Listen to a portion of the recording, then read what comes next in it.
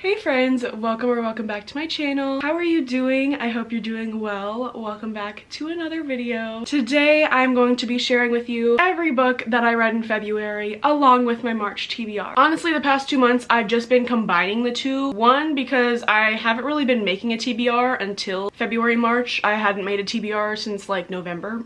There's that. Also because I've been reading less books, sadly, but you know, me showing you 6 books in a video probably would last like 5 minutes. I just want to be able to give you guys more content. February is factually the shortest month of the year, but it actually felt like it flew by so fast. I moved into my new apartment at the beginning of February, and it's just insane that I've already been here for a month already. But with all of the moving and everything that I've had to been doing, was that even correct English? Everything that I've had to have been doing, whatever.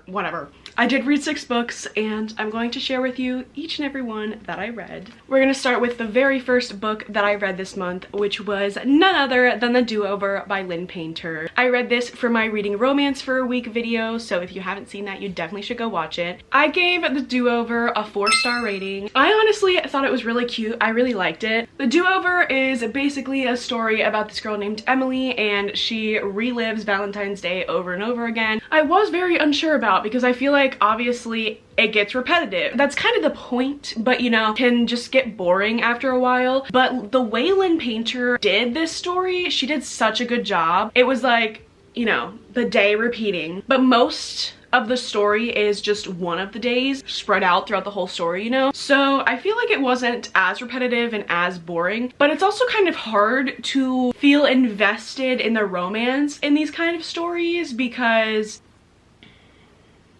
it feels like you're really only getting one side of it. Like you're really only seeing Emily fall for Nick in this book. He doesn't remember any interaction that they've had together. Theoretically, you're really only falling for him based off of the way Emily's seeing him, not off the way that you possibly would if it was just like a regular romance. Do you get what I'm saying? Like, does this make any sense? I don't know. I rated it a 4 stars because Lynn Painter's dialogue is one of my favorite things about her writing. It's just so good. It keeps you so invested. This book had me dying laughing at so many parts because it was just so funny.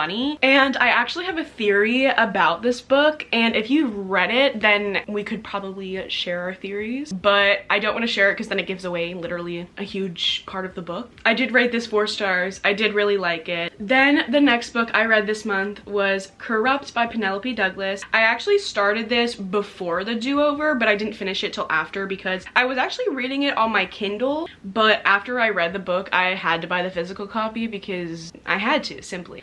I did give it a 3 stars because I felt a little disappointed. Originally, the reason that I started this is because H.D. Carlton recommended the series. And if you didn't know, H.D. Carlton wrote Haunting and Hunting Adeline, and that is my favorite duology. And if she is going to recommend a series, then I feel like I should read it. So I feel like my expectations were really high just because of how much I loved Haunting and Hunting Adeline, but I feel like it kind of was a miss for me. I really liked the book, but I was super confused at parts, and I feel like it also did take me quite a while to read, which was probably another reason because I wasn't thoroughly invested in the story, which kind of sucks, but I feel like that would have happened regardless because if I was really enjoying the book, I would have been. So this is the first book in the Devil's Night series by Penelope Douglas, a dark romance about a girl named Erica, but everyone in the book calls her Rika, that's like her nickname, and a guy named Michael who plays in the NBA. Michael's family sort of takes care of Erica because her mom is just not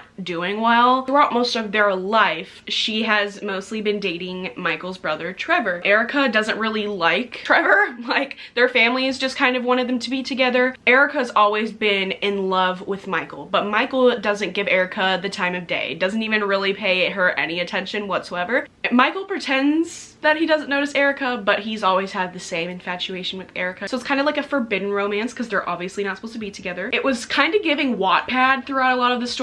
That's kind of what I was getting because, I don't know, it was just reminding me of a Wattpad story, which, you know, nothing's wrong with that. Wattpad is where I started my reading, my love for reading romance.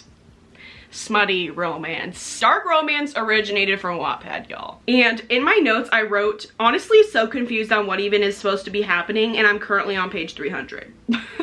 I did end up liking it enough to rate it at 3 stars, but I feel like I expected a lot more and it kind of fell short for me. Then we go back to my reading romance for a week video where I then read Icebreaker by Hannah Grace. This is the first book in the UCMH series that Hannah Grace is starting. Not sure when the second book is supposed to come out, but I will definitely be picking it up. I did really like Icebreaker. I rated it at 3 stars, which 3 stars for me is like average. It's an average book. I didn't love it. I didn't hate it. It was good. I thought it was really cute. Cute enough for me to read the next book in the series because I definitely will. I don't know. There was just something about it. I just didn't really feel a connection to the characters. But Icebreaker is a sports romance about a figure skater and a hockey player. Her name is Anastasia and his name is Nathan. They both go to college at UCMH and something happens to one of the ice rinks, so they are forced to practice on the same ice rink, and this is where they meet. It's a Grumpy Sunshine, except it's kind of reversed from what's usually Grumpy Sunshine because she's the grumpy one and he's the sunshine.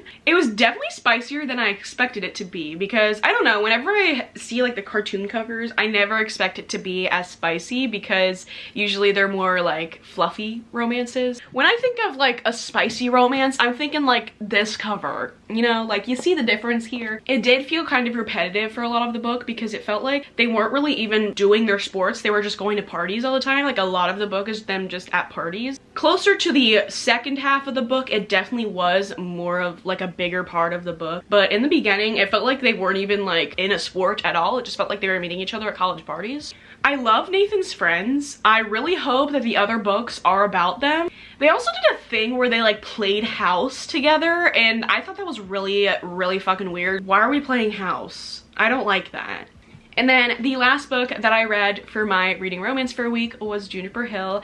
And this is the second book in the Eden series. I have not read the other books, but this was the most hyped one, I feel, out of the series. So I felt like I had to read it. It was a small town romance. It's about a girl named Memphis, and she moves from New York to the small town of Quincy, Montana with her baby. She's a single mother. She starts working at the Eloise Inn, which is owned by the Edens, one of them being Knox Eden. Eloise runs the inn. She hires Memphis because they really need people to work there, and Memphis can't find a place to stay or something happens with the place that she needs to stay. Eloise offers for her to stay at Knox Eden's place. Basically, it's forced proximity. That's how they get to know each other because she lives on his property, and it's pretty short, but it was such a cute story. Knox is so caring and loving, especially to Drake, which is Memphis's baby, and it's just so cute because, you know, a lot of the time men wouldn't be particularly loving to a child that's not their own. The way that he was just so loving towards Drake and called him his own was just so beautiful and so cute. And this is one of those books that like nothing really happens. It's very much character driven, but I really liked that about it. It felt like such a cozy read, and it definitely makes me want to read the rest of the series, so I definitely will be. Then I read His and Hers by Alice Feeney. I've been wanting to read this for a while because I read Rock, Paper, Scissors and I thought it was amazing, so I wanted to read another Alice Feeney book. This is a mystery / thriller about Anna, who is a newsreader, and Jack, who is a detective.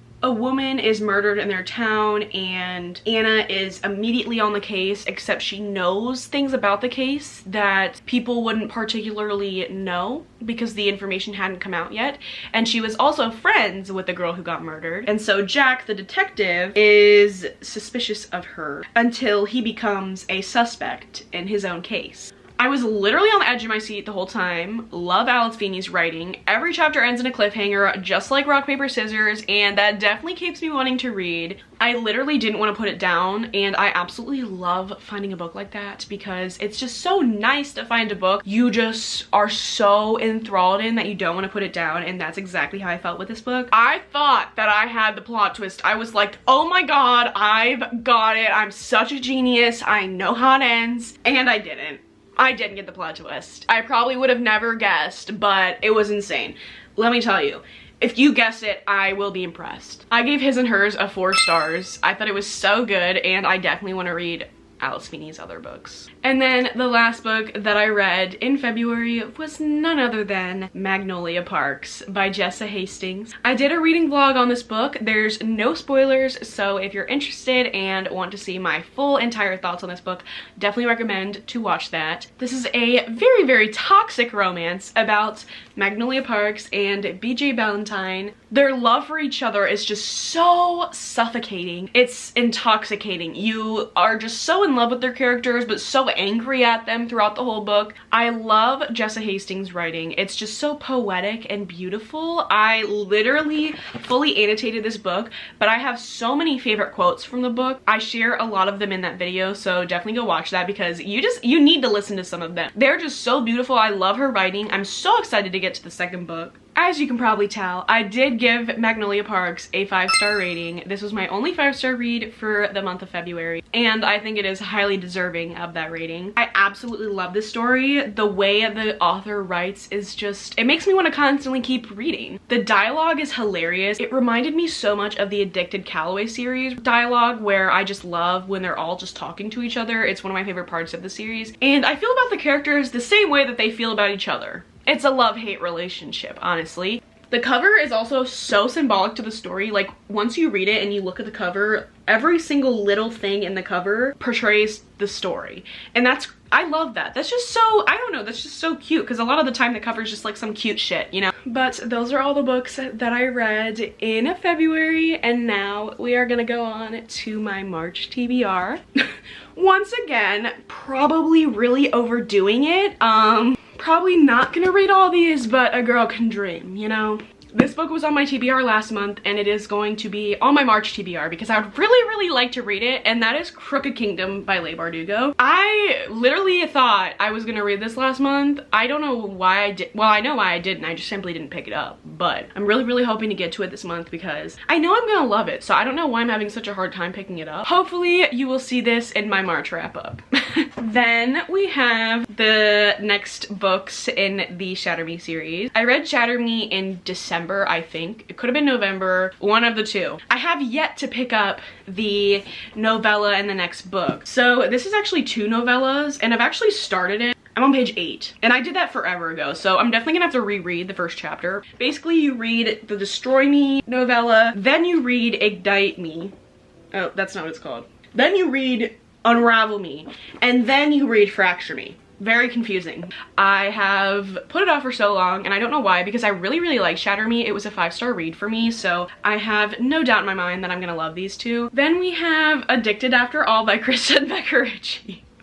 Anytime you see a TBR video, one of the Addicted Calloway books is gonna be on it probably until I'm done with the series. This is the next one I have to read, which you're probably like, where the hell is Thrive? That was my first book in March that I read. I started it in February, finished it in March, so didn't quite make it into the February wrap-up. I'm very excited. This is the last book in the Addicted series, Lily and Lo's last book, and I don't know how I feel. I kind of feel sad, but I know I still have a few books in the Calloway series, so I'm feeling bittersweet about reading this, but I really do want to read it because I absolutely love Lily and Lo. Then we have the Mindfuck series, which is one of my highly anticipated reads of 2023. Anyone who's read this has absolutely loved it. It's a dark romance, and it's, I think, 5 or 6 short stories inside of this big book. Oh yeah, books 1 through 5. It's literally on the front.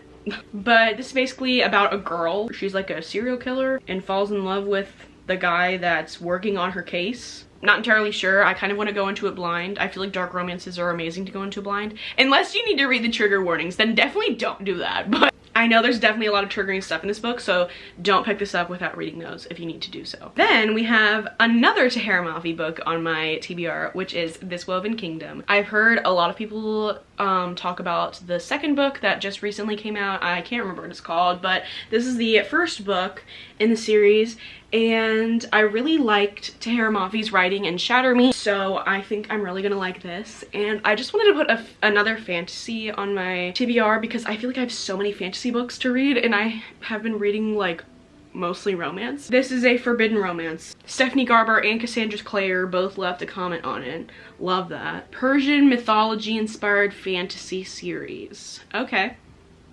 Cool. Then we have The Perfect Marriage by Geneva Rose, and this is a thriller about this lady named Sarah who's a defense attorney. Her husband Adam is a struggling writer, and then Adam is arrested for the murder of his mistress, and Sarah is the defense attorney on the case. So that sounds pretty interesting to me. I'm trying to read more thrillers because I really like them. Then we have Things We Never Got Over by Lucy Score. Things We Hide from the Light is the second book, and that just came out in February, and everyone's been reading it. It's just been invading my Instagram page. And I've had Things We Never Got Over on my shelf for quite a while, so I felt like I should read it. I've heard such amazing things about the series and such amazing things about Lucy Score in general, so I feel like it's time. I feel like it's time to pick up one of her books. This is just so thick, and when romance books are super thick, it kind of stresses me out because I'm like, the writing has to be really good, you know what I mean? Like, the writing has to be really good for a book, for a romance book to be almost 600 pages. But, I've heard really good things about this book, so I'm gonna give it a chance. I have to give it a chance. Then we have All the Feels by Olivia Dade, which is a book that's been on my TBR for quite a while, and I saw it at Barnes & Noble, so I picked it up. The main character is a plus-size woman, and I love that because, you know, a lot of the time the main character girl in a book is the beauty standard, you know what I mean? It's very refreshing to read about someone that's more similar in a body type to me. I want to pick up a book like this because I want to see how different I feel when I'm reading it. I never really focus on that kind of aspect. I just kind of picture the character how I picture her. Body type never really matters to me, but I really like how all of her books portray bigger women in general. All of her books have a bigger female main character, and I want to give her books a try. So I've heard really good things about this one. Then we have The Silent Patient by Alex Michaelides. This literally took the internet by storm. It's been so popular for so long. That's because the plot sounds so good. Alicia Berenson's life is seemingly perfect until one night when her husband Gabriel returns home late from work and Alicia shoots him 5 times in the face and then never speaks another word. Like, hello? Immediately, yes. Immediately I need to pick it up because why? Why did she do that? That's my question. Why? So I'm super excited to read this. This is yet another thriller on my TBR, but like I said, I want to get more into thrillers because I seem to really like them whenever I read them. And then the last book on my TBR is Does It Hurt by H.D. Carlton. I read both Haunting and Hunting Adeline. Absolutely love them, so I want to give another one of her books a chance. I'm super excited to read this. I have really no idea what it's about. I know it's about like a shipwreck because, I mean, that's what the picture looks like, a shipwreck. And a man who loves... Shut up, that sounds so good. Yup. I'm gonna read this. So those are all the books that I read in February and all the books that I hope to read in March. I hope you enjoyed this video and maybe it gave you some books that you would like to read this month or books that you would just like to add to your TBR. Highly recommend the books that I read in February. Make sure to hit the subscribe button and follow me on Instagram, and I will see you guys in my next one. Bye!